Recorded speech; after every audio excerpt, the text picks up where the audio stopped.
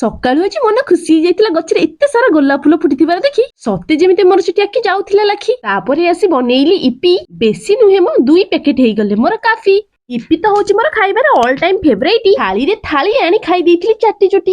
ଦିପହରକୁ ଖାଲି ଭାତ ଡାଲି ଆଉ ଶାଗ କରିଥିଲି। ଡାଲିରୁ କାଢି ଶୁଖିଲା ଲଙ୍କାଟେ ଚକଟି ଥାଳି ପୋଛିକି ଖାଇଦେଲି। କଳା ଅନ୍ଧାର ରାତିରେ ଧଳା ଗୋଲାପ ଗୁଡିକ ଯେମିତି ତାରା ଫୁଲ ପରି ଚକଚକ କରୁଥିଲା। ଆଜି ଅଂଶୁ ଆଉ ବନିତାଙ୍କର ଜନ୍ମଦିନ ଥିବାରୁ ତାଙ୍କୁ ଢେର ସାରା ଜନ୍ମଦିନର ଅଭିନନ୍ଦନ ଜଣାଗଲା। ସନ୍ଧ୍ୟାରେ ସ୍ୱାମୀ ଘରେ ପହଞ୍ଚିଲେ ବିହାରରୁ ଫେରି। ସାଙ୍ଗରେ ଆଣିଥିଲେ ଚକଲେଟ, ଚାଟ୍ ଆଉ ଚାଉମିନ ଧରି। ସେଇ ଖୁସିରେ ପ୍ରଥମେ ଚକଲେଟ ଖାଇକି ମୁହଁ ମିଠା କଲି। ତାପରେ ସ୍ୱାମୀ ଆଣିଥିବା ଚାଟ୍ ଆଉ ଚାଉମିନ ଉପରେ ନଜର ପକେଇଲି। ଡେରି ନକରି ଓଜାଡିଲି ଆଣି ପ୍ଲେଟ। ବୋଉ ଆମର ଚାଉମିନ ଖାଆନ୍ତିନି ବୋଲି ତାଙ୍କ ପାଇଁ ଆଣିଥିଲେ ଚାଟ୍।